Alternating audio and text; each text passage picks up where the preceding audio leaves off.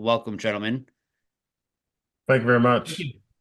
Thank you. So let's see here. If we can just real quickly, actually I spoke to you, Dr. Montgomery, last year. If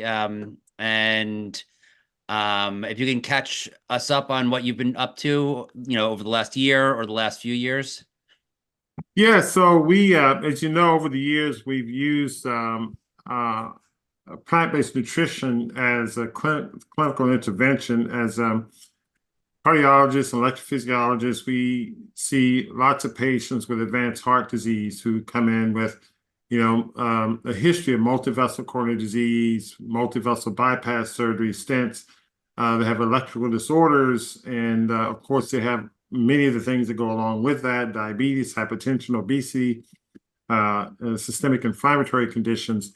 And so all of these things create sort of a biochemical cesspool, if you will, that contributes to the progression of these disease states. And so over the years, we discovered that using a plant-based nutritional regimen, now we use it based on a more precise method. So we have a prescriptive nutritional regimen. So we don't just say eat a vegan diet, but we have a food classification system, which we've published in the literature, and we've looked at the effects of that. So as you know, we've done that over the years. What we've discovered recently, or I should say added to our approach recently, are some regenerative therapies. We use ozone infusions, of course, vitamin C infusions. We use infrared sauna therapy, which has data showing its efficacy in individuals with heart failure and other cardiovascular disease states, and among other things. So we use target supplementations, regenerative therapies. We also incorporate fitness. So our approach has evolved to one where it's a nutritional, integrative, regenerative therapeutic intervention. So by that, I mean, we still utilize some of the tools in allopathic medicine. On the diagnostic side, patients will come in and get a comprehensive cardiovascular evaluation, echocardiogram, vascular studies, et cetera. I still admit my patients to the hospital because many of them are very acutely ill and have to get stabilized in a hospital setting. And we may use target pharmacological agents, but we don't, unlike the typical allopathic approach, we don't use that as a lifelong approach in most cases. Now, obviously, there's some situations, depending on what the circumstances are, you may be on some pharmacological agents for life, but in many cases, I like to say most cases, with the patients I see, many of these pharmacological agents can be used in a limited target fashion and then weaned off. And we use nutrition, lifestyle, exercise as a foundation. We'll use supplementation, regenerative therapies in a target fashion to help individuals get from a state of chronic illness to a state of optimal health. And even individuals who are healthy, quote unquote, they may want to get to a high level of health. So this approach applies to those individuals as well. So that's the latest what we've done. We have an IRB approval on a study looking at patients with coronary disease, looking at 2 interventional approaches, and we're planning to put together a clinical study. And this is all translational work. We're working with some guys at Georgia State University to look at some of the biochemical effects of what we're doing. And we're also going to look at the nutrition along with regenerative therapies in patients with advanced heart failure. So these are some of the latest things that we're looking at and working on. And regenerative therapies, what are regenerative therapies? Ozone infusion, vitamin C. We may use Plaque X, phosphatidylcholine, for instance, helps with rebuilding cell membranes. It helps removing plaque from arteries. We may use chelation therapy with patients with advanced coronary disease and calcification. So these are therapies that help accelerate healing in the context of plant-based nutrition. External counterpulsation therapy, or is an external cardiocyst treatment, also improves the theory is that it improves nitric oxide production by massaging the endothelial lining as an external balloon pump. And so that reduces angina, improved diastolic filling, and the like. Okay, great. And It's good we have an expert in nitric oxide, so anything I say about nitric oxide, we can cross-check. right, but that works out well. Yeah, the way and I'll give you one moment to tell what you've been up to, Dr. Bryan. And but just to, yeah, the way that I would like this to work is I'll ask one of you guys a question, and if the other one wants to hop in, then by all means, go ahead and do so. So, Dr. Bryan, if you would go ahead and tell us about yourself over the last few years, what have you been up to? Sure. Well, thanks, Michael. It's really refreshing to hear Dr. Montgomery in the field of cardiology using nutrition and kind of non-allopathic approaches, because my job as a basic scientist is to take really important clinical observations, then work backwards to figure out what goes wrong in patients that develop disease, and then understand the extent of disease that we can fix it. So that's what started my whole journey and really career in nitric oxide. Because today, everything we know about cardiovascular disease, or really any age-related chronic disease, can be explained by a functional loss of nitric oxide. So nitric oxide is a gas that's produced in the lining of the blood vessels, and it maintains vascular compliance. It's a vasodilator.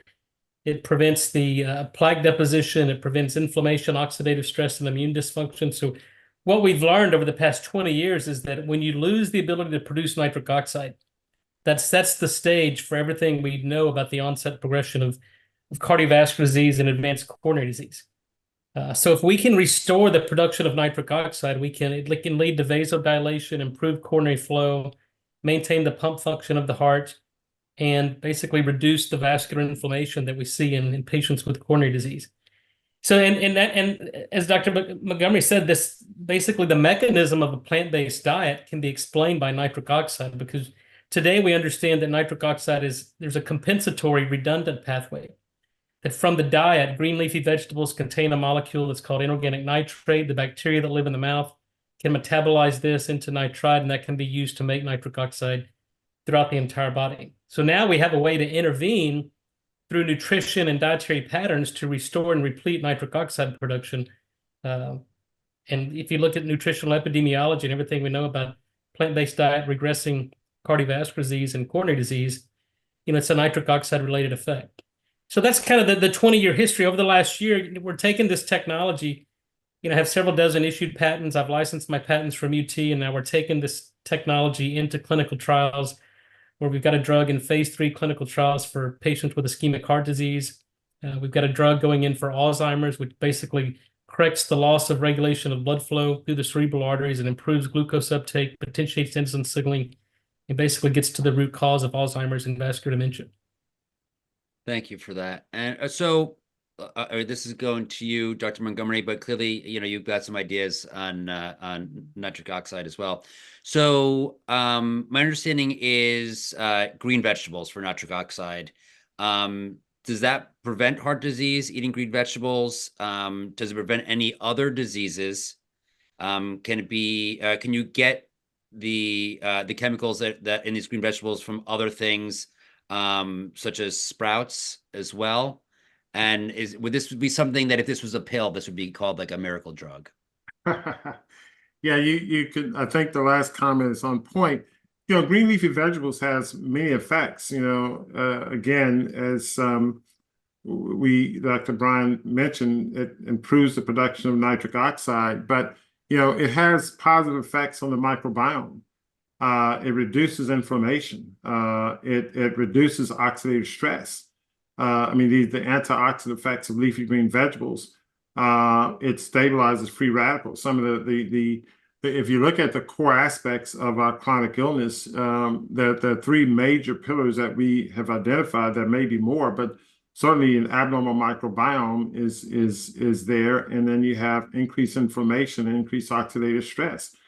And so the increased oxidative stress are the toxic chemicals, free radicals, reactive oxygen species that are floating around. And these things are brought in by the toxic foods and preservatives we have. It could be enhanced by a stressful lifestyle, the lack of fresh air and sunshine. There are many mechanisms by which we increase these free radicals within our system.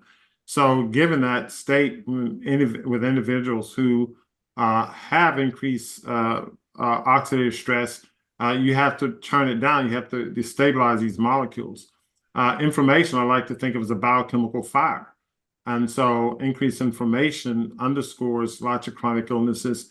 Acute, if you think of it, the analogy I share with my patients the following, and I use a barbecue analogy. So we're in Texas here. But if you have a barbecue, and when I was young, I taught the barbecue, you get your coals, you get the barbecue coals hot. The barbecue coals have to simmer. And so the barbecue coals are simmering and smoking. And so they're simmering and smoking. So that's the underlying baseline inflammatory state.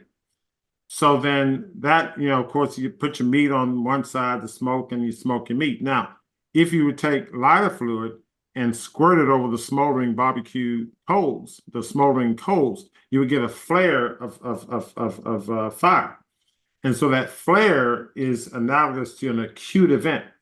So if somebody has underlying inflammation, they're walking around with underlying inflammation, they're consuming their standard American diet, so that they've got these smoldering coals.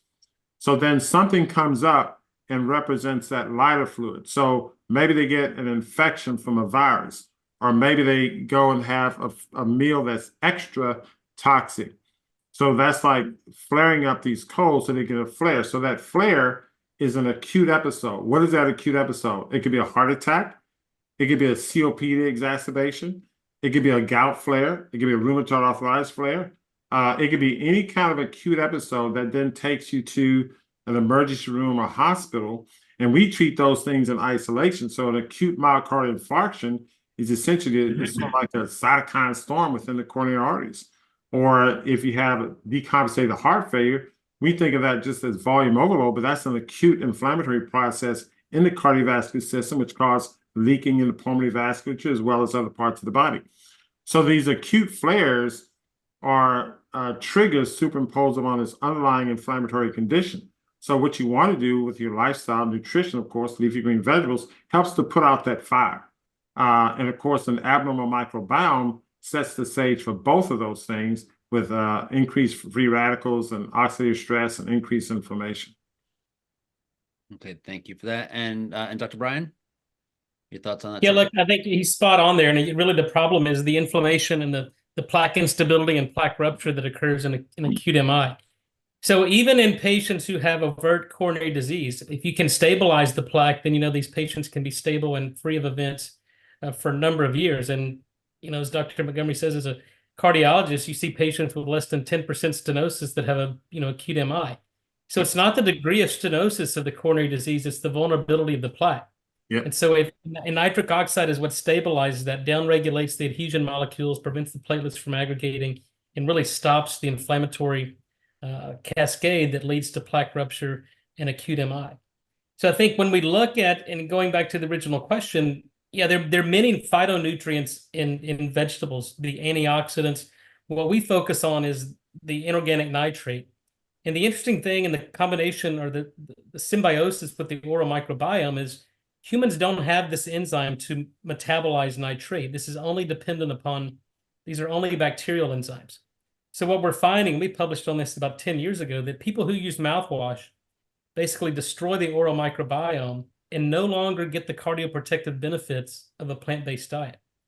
And I've had conversations with Caldwell Esselstyn and Joel Kahn, a lot of these plant-based cardiologists, and every physician sees patients that they can't explain, right? You put them on this regimen, some people respond, some people don't. And so now we're starting to query their patients.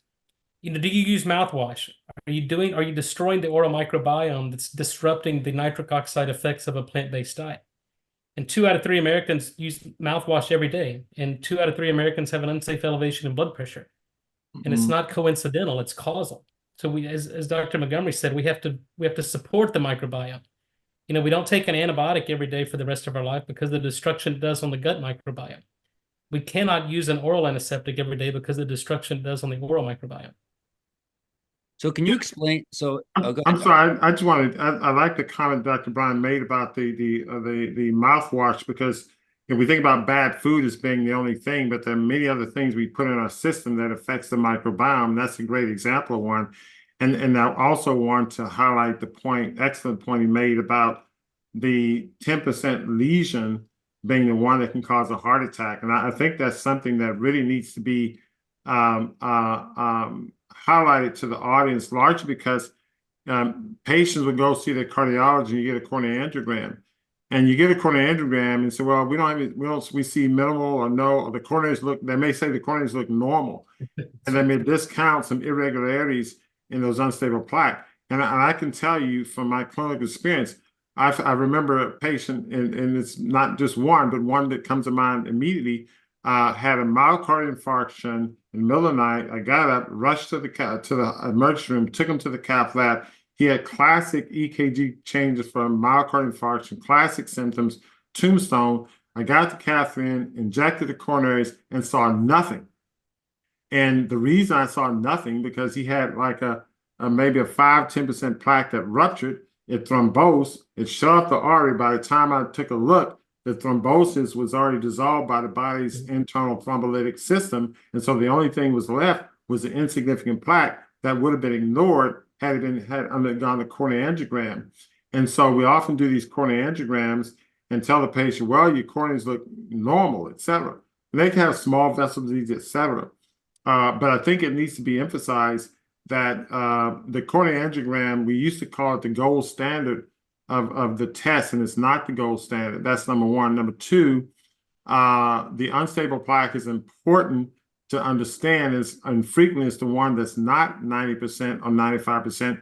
And number three, the vessels that we tend to treat with PCI and bypass are the 95% vessels, which in many cases are more stable than the ones that we don't see and we don't treat. If you put a stent in there, you're increasing the inflammation within the cardiovascular system, which predispose to those unstable plaques that you don't see rupturing. So it's one of those things, and that's why we look at the 5-year data on bypass surgery, and we look at the PCI data, and it shows no benefit over medicine alone, is because what we're treating is not the vessel that's likely to cause a heart attack, and we may be doing something that predisposed to the lesion that we don't see or we ignore to rupture sometime in the future. Yeah. Thank you. So, Dr. Bryan, can you explain the whole nitric oxide pathway from eating, leafy greens or whatever vegetables that you suggest that we eat, how it breaks down in the mouth, and why mouthwash would be bad? And then also, would mouthwash without alcohol be a problem, right? I'm assuming it's the alcohol that's killing all of the bacteria in the mouth. Yeah, so we've done a number of studies. So anything that's antiseptic, whether it's chemical antiseptic like chlorhexidine or alcohol-based mouthwash, they all do the same thing. They kill bacteria indiscriminately, the good guys and the bad pathogenic bacteria. So the pathway that we discovered probably 25 years ago in the diet. So when we eat, for instance, spinach or kale or green leafy vegetables, 90 minutes after we consume that meal, the nitrate is specifically taken up in the duodenum, which is the proximal gut. And then there's a pathway where that nitrate is taken to our salivary glands. And then that nitrate is taken up through a silane receptor in the salivary glands. So now, every time we salivate, 90 minutes after we consume that plant-based meal, then our salivary glands are secreting nitrate. And then the bacteria that live on the crypts of the tongue, they're facultative anaerobe. So they perform this 2-electron reduction of nitrate to nitrite. And then when we swallow our saliva for the next 6, 8, 10 hours, as long as we have sufficient stomach acid production, we get acid disproportionation of nitrite into nitric oxide, and you get a burst of nitric oxide gas in the lumen of the stomach. And so this pathway is dependent upon 3 things. Number 1, you got to get enough nitrate from your diet. Number 2, you must have the right oral microbiome. And number 3, you must have sufficient stomach acid production. And the standard American diet and the standard American lifestyle basically eliminates all 3 of those. Number 1, we don't get enough nitrate from the diet. Number 2, 2 out of 3 Americans are using mouthwash. The other problem that I failed to mention is fluoride in toothpaste. Fluoride's an antiseptic.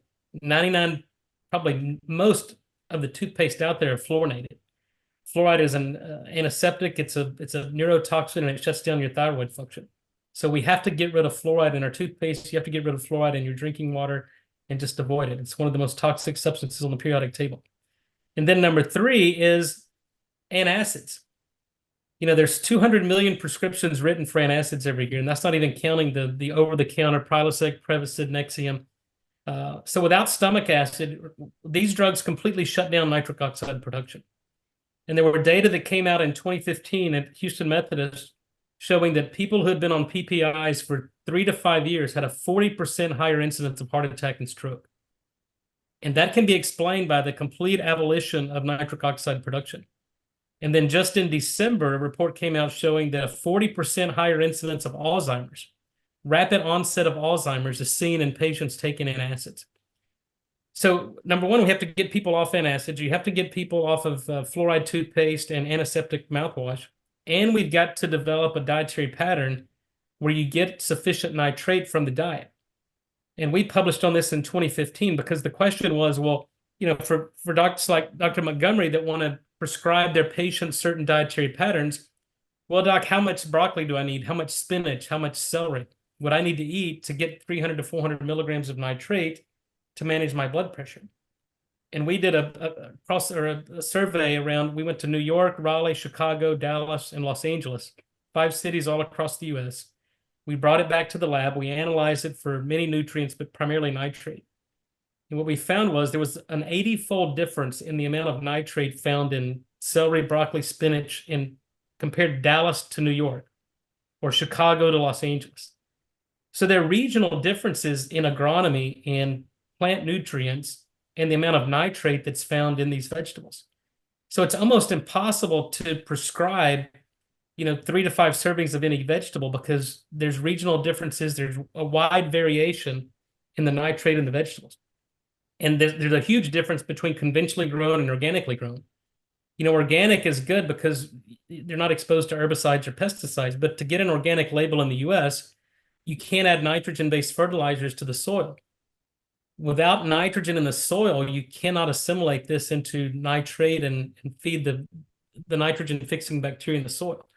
So organically grown vegetables have on average about 8 to 10 times less nitrate than conventionally grown. So organic, and if you just look kind of historically, since the 1940s, there's a 78% decline in micronutrients in the food grown in America. So it's not just nitrate, it's other micronutrients, and it's because of farming practices, it's insufficient crop rotation, it's the pressures of feeding a growing planet are at the expense of nutrient density in the foods we eat. Thank you for that. So Sally Norton is the author of a book called Toxic Superfoods, and I'm not sure if you're familiar with her work or not, but she talks about oxalates that disrupt cellular function by interfering with essential minerals like calcium and magnesium and impacting cellular communication and overall health. What are your thoughts on that?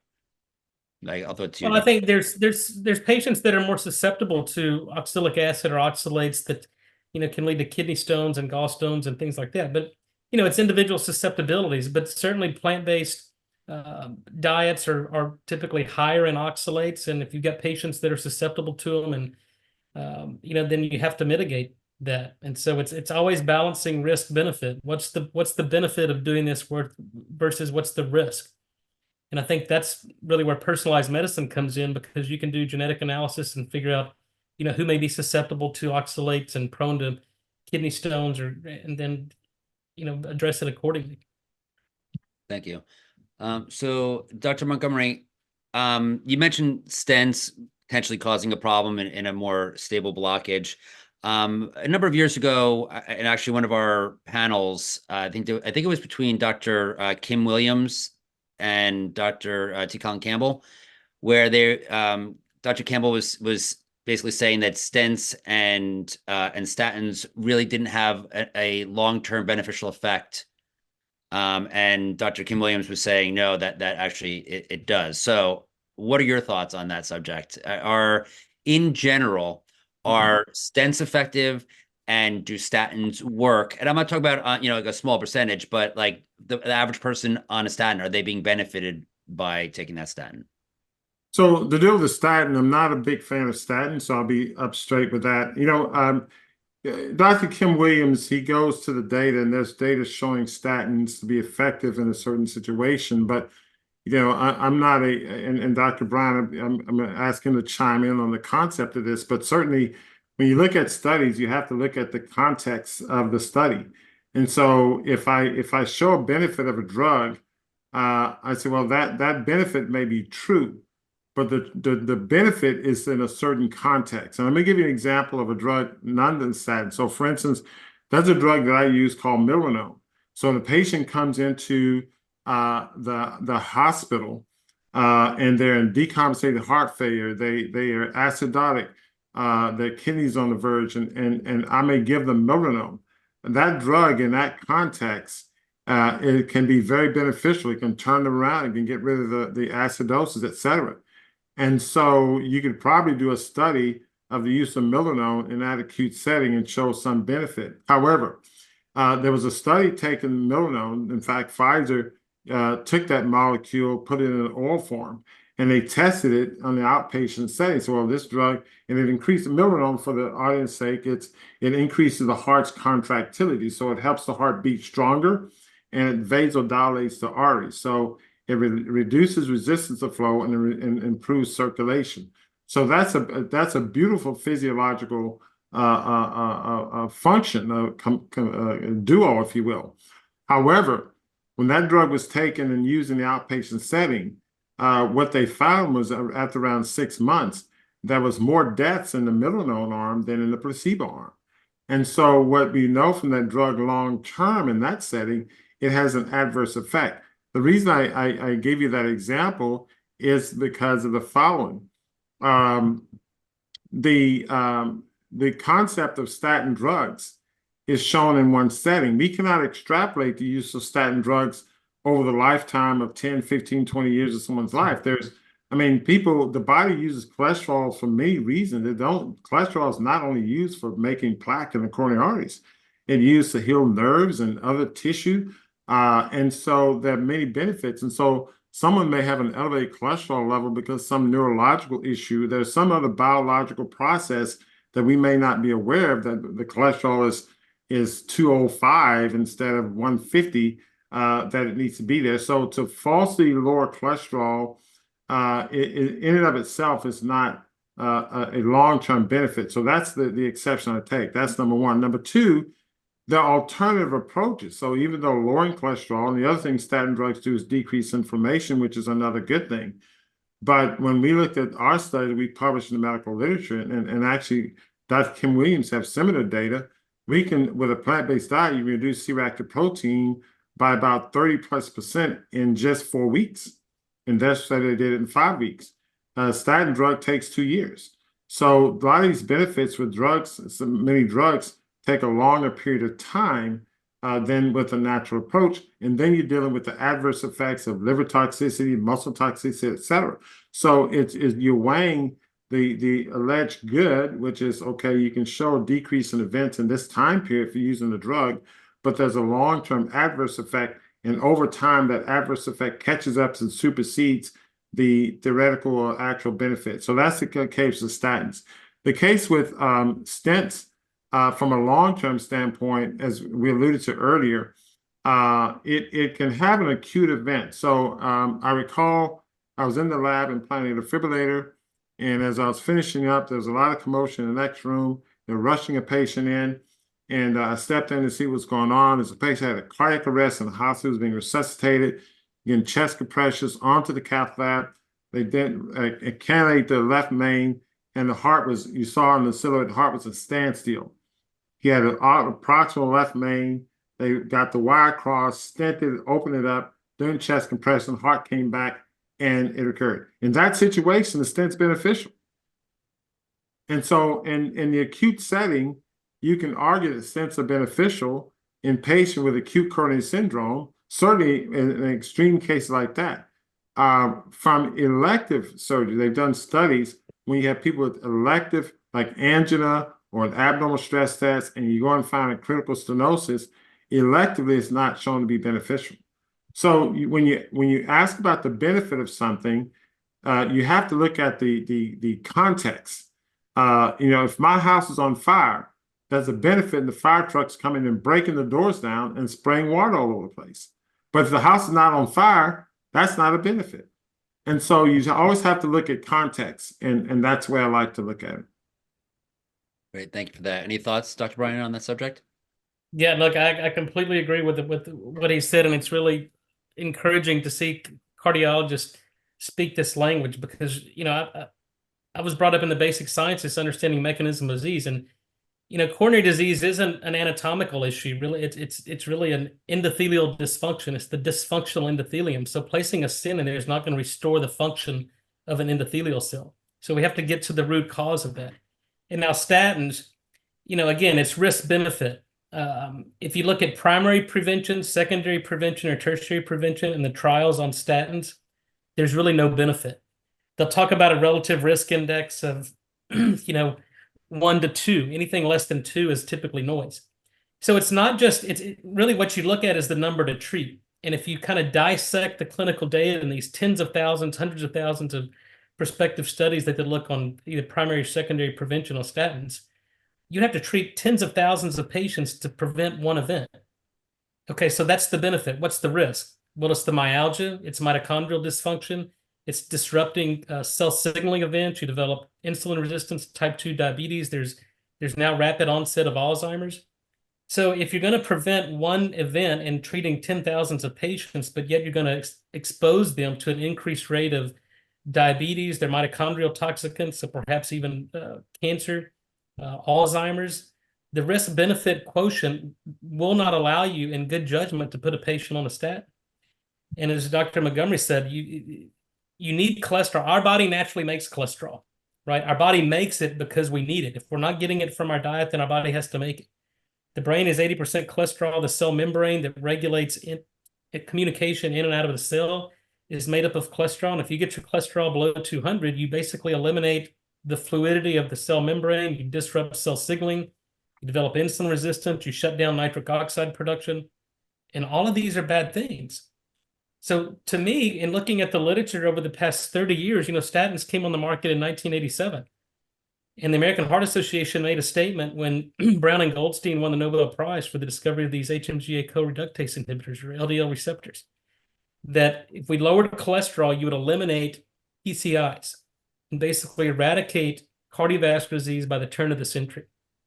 And yet, if you look at the number of PCIs per year, they've increased tenfold since the 1980s. So it's done just the opposite. And because cholesterol doesn't cause heart disease, it's really the oxidized lipoprotein particles, it's the underlying inflammation, it's elevation in triglycerides. So it's the wrong target. And that's the problem. Cardiovascular disease is still the #1 killer of men and women worldwide, despite billions of research every year, because they're chasing the wrong target. We have to get to the root cause of vascular disease, vascular biology, and restore physiology. And that's really the beauty of what nitric oxide does, because it restores normal endothelial function, prevents the plaque deposition, prevents the inflammation, and maintains coronary flow. And in the heart, at doses that it's produced, it's what's called a positive ionotrope. So not only is it dilating the coronary artery, so you're getting increasing the metabolic demands on the heart, or serving the increased metabolic demand, but you're actually improving the pump function of the contractility of the heart, because it's an ionotrope, which means so now you're getting better ejection fraction with each heartbeat, and the coronary arteries are more dilated, so you can deliver more oxygen to that beating heart. And just to clarify something, you said something about going below 200 with your cholesterol. Was that a bad thing you were saying? And if so, what would be the ideal rate of cholesterol? Well, if you look at the Framingham Heart Study, which is the largest prospective study probably in the world, the people who live the longest have cholesterol between 240 and 260. If you get your cholesterol below 200, number one, you can't make testosterone, you can't make estrogen, you can't make vitamin D. So if you can't make vitamin D, which is a critical hormone, you become immunocompromised. You can't make testosterone or estrogen, you develop erectile dysfunction or hormone imbalances. So cholesterol is the backbone which sex hormones are made, and vitamin D is made. So if you get your cholesterol below 200, not only are you disrupting cell membrane function, but patients become deficient in vitamin D, testosterone, and estrogen. So it creates this perfect cascade for making patients chronically dependent upon pharmaceuticals. So it's a beautiful business model, it's a beautiful financial model, but it's at the expense of the patient's health. Thank you. And Dr. Montgomery, your thoughts on that, on an ideal number? I'm glad you mentioned that, because, we have these false numbers, and oftentimes I like to think that the ideal number is what the patient lives when in optimal health. And so That's you right. put them on an optimal nutritional regimen, and oftentimes that total cholesterol is over 200, or maybe it's 190, or maybe it's whatever. So my comment to that is simply you treat the patient, not the number. And so, Amen. as Dr. Bryan mentioned, that yeah, the cholesterol may need to be 260 because many other needs, vitamin D, maybe someone maybe not getting a lot of sunshine exposure, so you need more cholesterol to predispose to more vitamin D production because you're not in a climate where there's more sunshine. There are a lot of reasons why you may need more cholesterol in some situations than others. And so the body is going to be smart enough to dictate that, and we should allow the body to do so. That's right. All right, great. Thank you for that answer. So, Dr. Montgomery, in your book, the Food Prescription for Better Health, you mention a proven method to reverse heart disease and other chronic illnesses naturally. Can you share a patient success story that stands out to you? And what is the way that you go ahead and achieve such a success story? Yeah, there are a number of different approaches. The one I like to use a lot is early on. A lady who came to the office and she was referred to. She had had, I think, quadruple bypass. She had had multiple stents after the bypass surgery, and despite that, and she also had diabetes, arthritis. She had an ejection fraction of 10%. And for the audience, the ejection fraction percent of blood that's pumped out with each contraction, greater than 50% is ideal, maybe 50 to 55, or at least up to 60%. But long story short is, she was in a wheelchair requiring oxygen. She was on 21 medications. And so I saw them and I thought to myself, well, what am I going to do? Give her medication number 22, 23. And so I just started applying plant-based nutrition very early on. And so I asked them a question. I said, well, do you have a juicer? And the husband said, yes, he had wheeled her in. And I said, great. And so I wrote out a number of cold pressed juice recipes for them. And so I want you to stop eating what you're eating. I want you to drink these cold pressed juices, veggies and fruit combined, et cetera, root veggies, the like. And of course, I followed them up over the phone, but I saw her back in 10 days. She was without oxygen, no wheelchair, laughing and talking, much more energetic in just that short period of time. And I use that as an example to show the power of nutrition. So what happened in that situation? Well, several things happened. Number one, we remove the insult. If somebody's, being choked, and they're turning blue, the first thing you're going to do is remove the choker. And so the first thing we did is remove the, so I didn't say, well, drink juice and eat your bad diet. I said, totally remove the bad diet. You got to get the person, it's sort of like somebody's being choked to death, they're turning blue, you go give them some oxygen, but this person's still choking. It doesn't work. So you've got to remove the person from choking them. So that's the standard American diet removal. You remove it 100%. We have this saying, not a bite, not a drop, not a crumb, because that deals with the food addiction side. So that's number one. Step number two, then we replace it with optimal nutritional stuff. Now, some people will argue against smoothies and cold pressed juices. The reason I like them, a cold pressed juice is biochemically different than a pasteurized juice that you pull off the shelf. It maintains live enzymes, it's very hydrating, and it doesn't tax the body with the need to break down fibrous materials that you get in the plant-based foods. And it reduces inflammation, et cetera. And diabetics tolerate them very well. That's from our thousands of patient experience. So she did that, and it's also very hydrating. So she received optimal nutrition, hydration, reduced inflammation, and that got rid of the arthritis, that improved cardiac function, and now probably enhanced nitric oxide and gave her more inotropic function. But the point is that it didn't take long for that turnaround to occur. And that's the other reason I like to use this example, because here's a patient who's very, very sick, who made a very simple change in their nutritional lifestyle and had a very immediate effect. Now, it isn't always that simple or straightforward, but most of the time it is. And so I think this example underscores the power of nutrition. But the thing I like to underscore most of all is that it's not that you eat a piece of broccoli today, in 10 years something good might happen. These foods have an immediate effect and can be used in the clinical setting, even in the acute setting. Great. Thank you. Any thoughts on that, Dr. Montgomery? The, I'm sorry, Dr. Bryan. Any thoughts on that, Dr. Bryan? If not, I have a question. I have another question for you. Yeah, So, no, I think Dr. Montgomery did a great job of explaining that. sure. So Dr. Bryan, what led you to focus specifically on nitric oxide as the key molecule in your research and clinical practice? Well, as Dr. Montgomery and I were discussing in the room before this, when I was a student at LSU School of Medicine, this was in the late 90s, the Nobel Prize had just been awarded for the discovery of nitric oxide.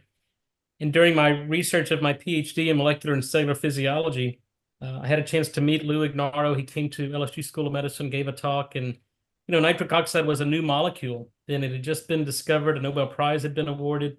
And so even Dr. Ignarro was shocked that a Nobel Prize was awarded because we really didn't understand how the human body made nitric oxide.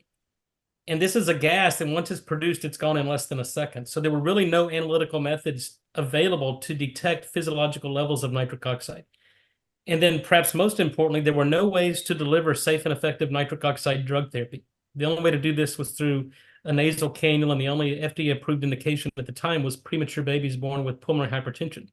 They put them in an incubator, deliver nitric oxide gas, it would dilate the pulmonary arteries, eliminate the pulmonary hypertension, and match ventilation to perfusion, and saves millions of babies of lives today. So that got me interested because really we knew it was important, but there was a lot to learn. And so that was from that point on, I developed finished my PhD in about a year and a half. We developed sensitive and selective methods to detect nitric oxide. I think I published six first author papers as a PhD student, and then went off and did a fellowship at Boston Medical Center. But really, once we understood how the human body made nitric oxide, and then we gained an understanding of what goes wrong in people that can't make it, and really the last piece of the puzzle was how do we create a product technology or drug therapy that can deliver this bioactive gas in a shelf-stable product. And that's kind of what led me through all this and screening natural product libraries. And in 2007, we published a very seminal paper in the Proceedings National Academy of Science showing that for the first time, nitric oxide was a hormone. So the hormone is something that's produced in one particular gland but has systemic effects. Nitric oxide is produced from the endothelial cells, really the largest organ in the body. These endothelial cells line all blood vessels throughout the body. But nitric oxide has a systemic effect. So similar to hormone replacement in men and women, if you give them testosterone or estrogen, all we have to do for the age-related decline in nitric oxide production is give them nitric oxide. So the challenge was, how do you deliver this in an outpatient setting? So I developed a solid dose form of nitric oxide gas, and we did this through an orally disintegrating tablet. You put it in your mouth, and as it dissolves over 5 to 6 minutes, we're releasing about 20 to 40 parts per million NO gas. And that's the same therapeutic amount of NO that you use in the PICU with premature babies, in the cath lab or in the operating room for coronary bypass surgery. You can deliver nitric oxide to fully oxygenate the blood, and patients seem to do better. So really, once the basic sciences kind of translated into clinical practice, and we understood everything that nitric oxide is, how it was produced, and what it does, then to me, this was the holy grail. If we could figure out how to restore production of nitric oxide in the endothelial cells and then really utilize diet and nutrition as a way to replete and recapitulate nitric oxide signaling, then this was a new field in medicine. This was not pharmacology. This was restorative physiology. And that was the original basis of medicine. It was applied physiology. It wasn't pharmacology. And I think we have to get back to the basics of biochemistry and physiology and understand the extent of disease to the extent that we can fix it. And in vascular biology, we certainly have a clear understanding of this. But what's clear to me today is that your body cannot and will not heal without nitric oxide. It's not a silver bullet. It's not a magic pill, but it's foundational for everything we know about vascular biology. Well, I have a question for Dr. Bryan. So, along the lines of your comments, have you seen evidence that, let's say you provide nitric oxide in the form of let's say a pill or whatever the case may, does the supply of nitric oxide beget more nitric oxide? In other words, my understanding of nitric oxide helps with healing of the endothelium. Have you all seen evidence that if you supplement nitric oxide, have you been able to see that the endothelial cells over time produce more nitric oxide? Yeah, that's right. And that's a very important consideration because unlike testosterone therapy, we don't want to inhibit endogenous production, right? We don't want to develop tolerance. And you see this with drugs like nitroglycerin or organic nitrate. It's a phenomenon called tachyphylaxis. So you basically inhibit, you become tolerant to these drugs. So with our nitric oxide delivery, we don't see that. In the first clinical study we published was in a 15-year-old pediatric patient at Texas Children's Hospital. He was admitted with a rare genetic disorder. He was diagnosed really early age, a rare condition called arginosuccinic aciduria, or ASA. So this is a urea cycle disorder where these kids are born without a specific enzyme called arginosuccinate lyase. So to make a long story short, these patients present with hyperammonemia. They develop resistant hypertension. They have liver failure, cirrhosis. They have kidney disease. So this is a systemic disease that couldn't be explained by their underlying genetic disorder. So these physicians and pediatricians came to me when I was at the Institute of Molecular Medicine at UT Medical School in Houston to try to figure out biochemically what can explain the clinical presentation of these kids. And what we discovered, and we published this in Nature Medicine in 2010, was that this enzyme, arginosuccinate lyase, is part of a protein complex involved in nitric oxide production. So what happens is these kids without this enzyme are basically completely devoid of any nitric oxide production. So we did a clinical trial and we treated these patients, and we found that, and the first patient we treated was in the pediatric intensive care unit with blood pressure of 210/115. He was in hypertensive crisis. He had severe left ventricular hypertrophy, had kidney disease, and neurological delay and neurological dysfunction. Within 4 hours of giving him our nitric oxide lozenge, his blood pressure was 130/80. Within 5 days, his kidney disease resolved, and within 5 months, his heart disease completely resolved. So we took a kid with twice the heart size of a normal 15-year-old, and within 5 months, remodeled the heart. And we were doing functional endothelial, what's called flow-mediated dilatation on these patients. And we could actually see an improvement in endothelial nitric oxide production. And we published this in the American Journal of Human Genetics in 2011. But the whole point of this is, even in a kid or a patient with a rare genetic disorder, genetically inability to produce nitric oxide, the nitric oxide that we gave them with our lozenge completely rescued and corrected his entire clinical picture. From his hyperammonemia to the neurological dysfunction, he started beating his dad in chess. His blood pressure resolved. We got him off all blood pressure medicines. His kidney disease resolved. And we picked up circulating stem cells. And so nitric oxide is what mobilizes resident stem cells. Without nitric oxide, you can't repair, replace dysfunctional tissues. So just giving that source of nitric oxide, that boost, that spark of life, completely changed this kid's life and really saved his life, because no medications that they were giving him would lower his blood pressure. He developed tolerance to isosorbide, hydralazine, nitroprusside. Nothing would lower his blood pressure. The lozenge was the only thing that saved this kid. And because we're releasing nitric oxide gas. So we in the adult population, I mean, you're describing this genetic disorder, but this is very similar to very patients that we see on a regular basis. You know, when I read echoes every day, LVH with diastolic dysfunction is a very common finding. Diastolic heart failure is the most common form of heart failure. And I would imagine impaired nitric oxide is at the foundation of that. And we frequently see patients with poorly controlled hypertension. Now, some of the drugs we use, some of the vasodilators work through nitric oxide. We call them endothelial. We used to call it endothelial relaxation factor when I was in medical school before we knew what nitric oxide was. But anyway, so let me ask you, have you guys come up with or have seen or published perhaps in a clinical setting where you look at patients with resistant hypertension, severe LVH, and have you seen where nitric oxide has played an important role there? Well, yes, we've taken patients with endothelial dysfunction, and we can restore endothelial function usually 15% within 4 hours. And over a 30-day period when we treat, we're completely restoring normal endothelial function, and we can bring down patients with resistant hypertension and normalize their blood pressure. We've shown this in clinical trials in pre-hypertensive and then resistant hypertensive, or actually naive, unmedicated hypertensive patients. We completely normalize their blood pressure.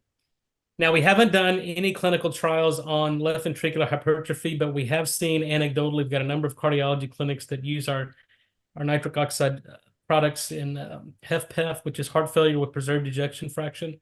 And so even in diastolic dysfunction, you know, similar to the venodilator effects of organic nitrates, we see mainly a preferential dilation of the resistance arteries. So we're improving the blood flow, but there's also an unloading effect on the heart. So diastolic dysfunction, you see an improvement as well. But I think all of this is dose dependent. So we had to dial in the right amount of nitric oxide that would recapitulate what would normally occur endogenously if we had a patient with normal endothelial function. Wow. Thank you. Did you have another comment, Dr. Montgomery? No, I'm just sorry to take over the question, but there's No, this is you great did a stuff. great job asking a question. So I'm going to actually have the audience ask a couple of questions here. So Mary Chu or Mary C, if you could go ahead and state where you're from and ask your question. And let me just see if I can. Can you unmute yourself, Mary? If not, I'm going to move on because I can't unmute you for some reason. Okay, so next audience member, David R. David, state where you're from and ask your question. Hi, this is David from Massachusetts. I actually have two quick questions. First of all, when you spoke about statin, I was wondering what are your thoughts about red yeast rice as a substitute to statin, especially in the meaning of reducing LDL particle levels that out of the threshold. And the second question is mainly to Dr. Bryan. You mentioned about the mouthwash that can disturb the production of nitric oxide. Do you know if ionic toothbrush can also be disturbing the nitric oxide production, or it's safe to use? Thank you. Dr. Montgomery, you want to tackle the red yeast rice? Yeah, so we have used red yeast rice. I mean, it's a natural statin in certain situations. But again, I don't make a big effort to use that. For instance, individuals that may have lipid imbalances, we may use bergamot extracts. But we do have a supplement that has a red yeast rice. We do use it sparingly. So you know, the pharmacology of the molecule from statins come from red yeast rice. In theory, it's supposed to be more natural, but anything in a supplement form is not as natural as it in the natural food. So if you have a red yeast rice that's in nature and from a food source, it's probably better than if I gave it to you in a capsule. But we make an emphasis on using dietary and lifestyle as an approach to reducing cholesterol more so than using any kind of supplementation because we allow the body to reach biochemical and physiological balance. And wherever the cholesterol lands there is likely to be the ideal cholesterol based on what that body's biochemistry is, the person's biochemistry is. Yeah, I would agree with that. Yeah, and then addressing the bacterial issue. So we've done a really full characterization of these nitrate-reducing bacteria. So just to be clear, these are the bacteria that we're fully characterizing that are responsible for nitrate reduction to nitric oxide are on the dorsal part of the tongue. So on the back part of the tongue near the gag reflex, and these are facultative anaerobes. So what that means is when there's oxygen around, they can utilize oxygen. In an anaerobic environment, then they start utilizing nitrogen as an energy source, and they perform this 2-electron reduction of nitrate to nitrite. So anything that gets in the crypts of the tongue and kills the bacteria is damaging. Chlorhexidine, alcohol-based mouthwash, fluoride, toothpaste. So the toothbrush isn't really going to affect it. It's really the chemicals that you're using with the toothbrush.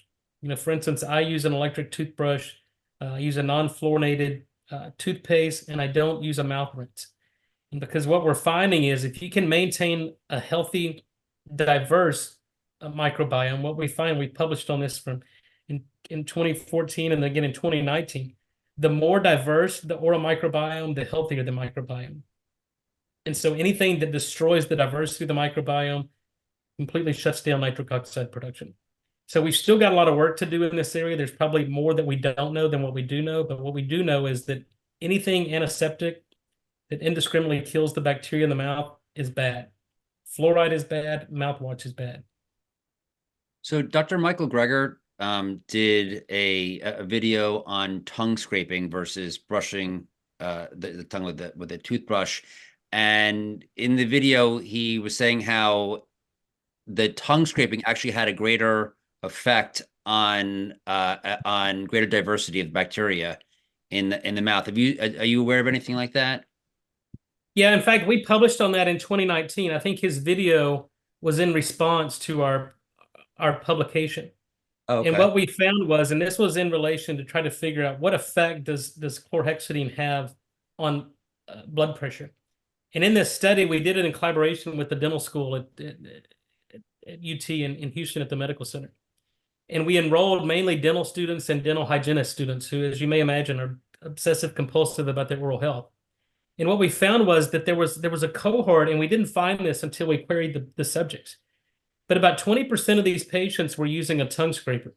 And what we found was the people that were using tongue scraping not only had better blood pressure management, they had a more diverse oral microbiome. But the interesting thing was that when the tongue scrapers, when they used the chlorhexidine, they saw the biggest increase in blood pressure. So I think what's happening, so to answer your question, tongue scraping is good, but tongue scraping and then using a mouthwash, we had one patient, his systolic blood pressure went up 26 millimeters of mercury after 7 days of using mouthwash while he was tongue scraping. So this was a 21-year-old triathlete, plant-based diet. We made him clinically hypertensive in 7 days just by giving him mouthwash while tongue scraping. Okay. So, all right. So then tongue scraping is great, but then if you follow it up with mouthwash, Yeah, you're gonna see a precipitous increase in blood it's gonna pressure. have an actual like adverse effect, as if you hadn't done it would have been better if you didn't do the tongue scraping to start off with before you took the mouthwash. That's exactly right. And what's happening is kind of like tilling the soil, right? So you're opening up those crypts, and now you're basically improving the accessibility of the chlorhexidine into the crypts of the tongue and completely eradicating the microbiome. All right. I'm ordering a tongue scraper tonight, so I appreciate it. All right. So next question is from Ali D or Ali D.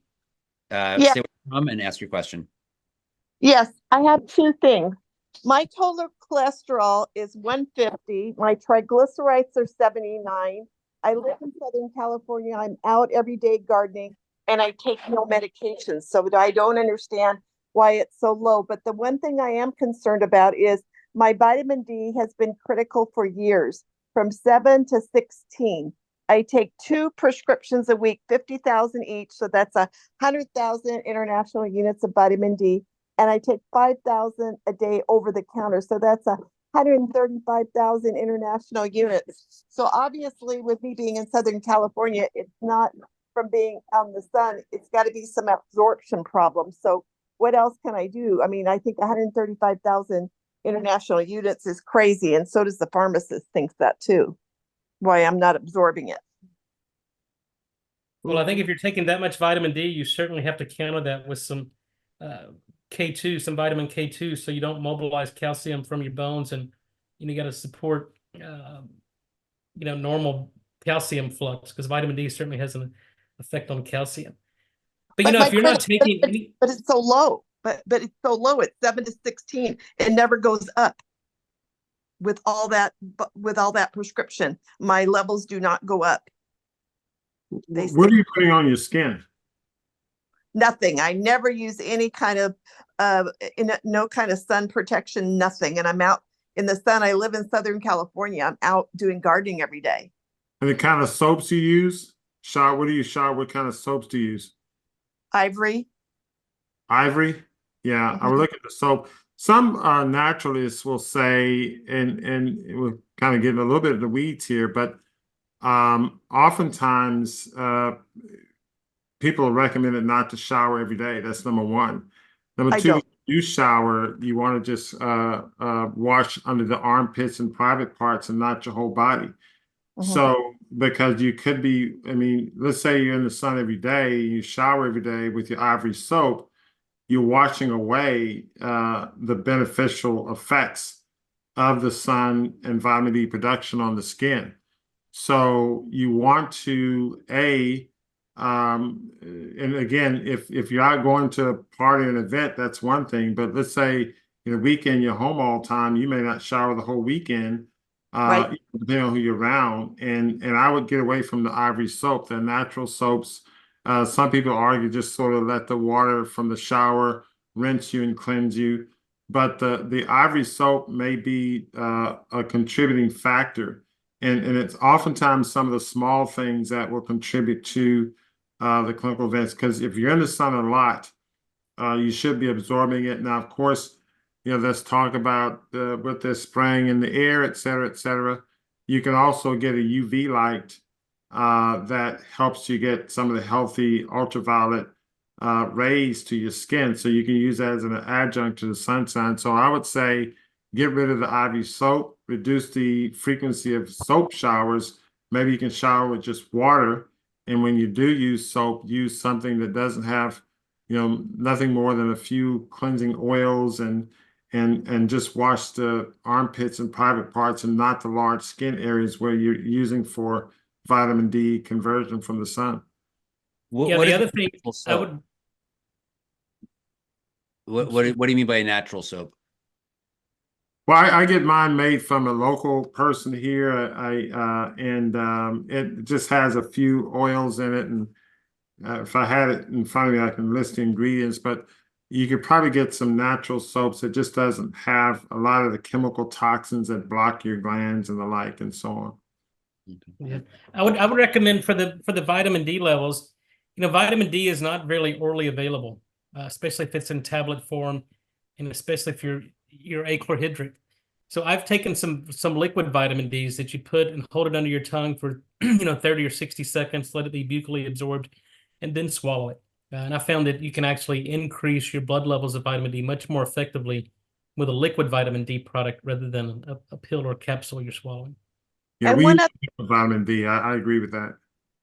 and one other thing, can you explain why my total cholesterol is only 150? My triglycerides are 79, and I don't take any drugs.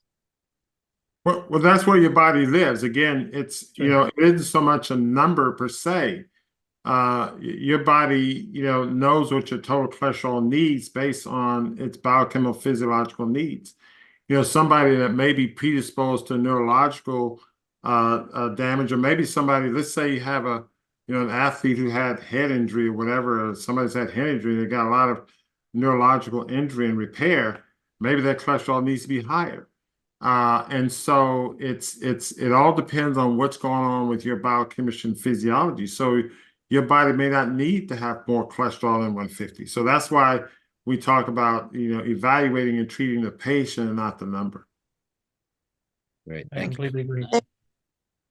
And so our next audience question, we've got about 4 minutes to wrap everything up. So it seems like we're gonna that one more question will fill up the time. So we'll take this one more question. Cheryl L, if you can ask your question and state where you're from. I'm from Santa Rosa, California, and my question is about the Framingham study, because my understanding has been that over several decades that no one with a cholesterol under 150 ever had a heart attack or other cardiovascular incident. And so is my understanding of that incorrect? And if it's correct, how do you reconcile that with people living longer, having a cholesterol over 200, if it's still true that cardiovascular disease is the #1 killer of people?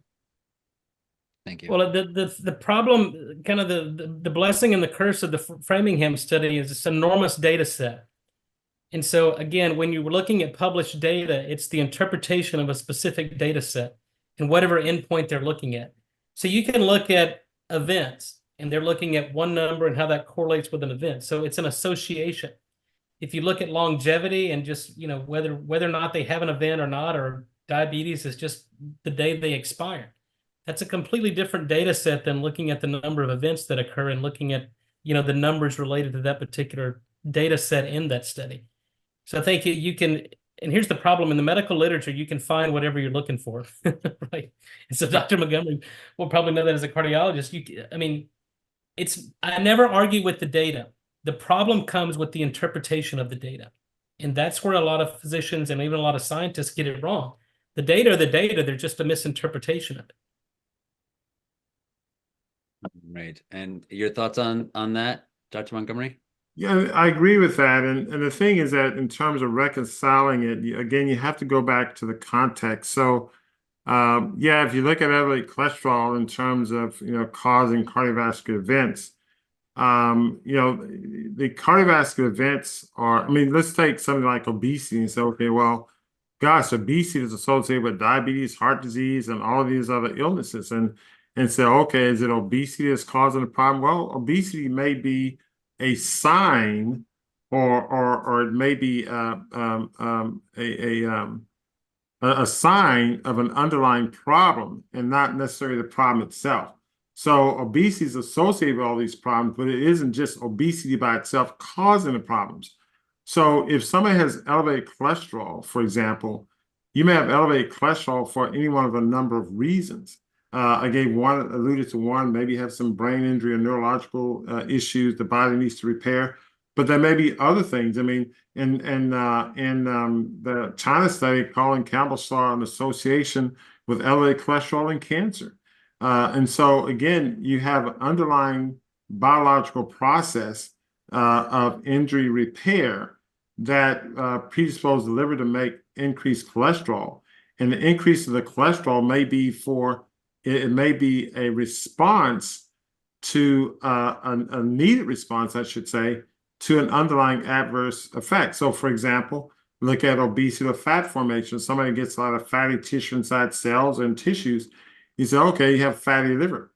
Is it the fat in the liver that's causing the problem? Not necessarily. It's the toxic effect of the liver. And so fat cells may be made to store reactive oxygen species and toxic chemicals that keep them away from the hepatocytes. So the fat could be a response to an underlying biological process that's abnormal. We may treat the fat. The cholesterol may be a biochemical response to an abnormal biochemical process, not the problem itself. And so when you look at elevated cholesterol in different contexts, that's what brings about the confusion, because it's going to be associated with bad things happening. But in and of itself may not be the bad thing that's the problem. So we shouldn't target lowering the cholesterol. We should target the problem that's causing the cholesterol to be up. And so if someone nourishes the body naturally and gets rid of the underlying problem, the cholesterol comes down naturally, because the reason cholesterol is up is not because you're eating too much cholesterol necessarily. The reason cholesterol is up is because there's an underlying problem that the body's responding to physiologically and biochemically to, and you need to address the problem. It's like when your fire alarm goes off in the house. You don't just get up and turn off the fire alarm. Okay, to get rid of the noise, but then get rid of the fire. You gotta get rid of the fire. And so we're not getting rid of the fire. We're just turning off the fire alarm. Yeah. No, I would agree with that. Like, your body regulates everything it needs. If your body needs more cholesterol, then the HMG-CoA enzyme is going to make more cholesterol for your body. If it doesn't need it, then it's not going to make it. If you're getting, it's a balance. You get what you balance what you eat from your diet versus what your body naturally produces. So the body's a lot smarter than any doctor or any drug out there. We just got to get out of the way. Let the body do its job. Thank you. And that concludes our panel. If you would really quickly, I'll throw it to you, Dr. Bryan. How can people follow you and get in touch with you? I send people to my educational website, drnathansbryan.com. I've got videos on there. I do a monthly blog. You can find me on social media, Dr. Nathan S. Bryan. I have my own YouTube channel where I'll post, interviews, podcasts, blogs, and really my objective is to educate and inform on the importance of nitric oxide, so consumers can make, informed decisions on what they can do to, lifestyle changes, dietary changes they can make to improve their nitric oxide production. And if you want to reach out to me, my email is drnathanbryan@gmail.com. I'd be happy to answer questions.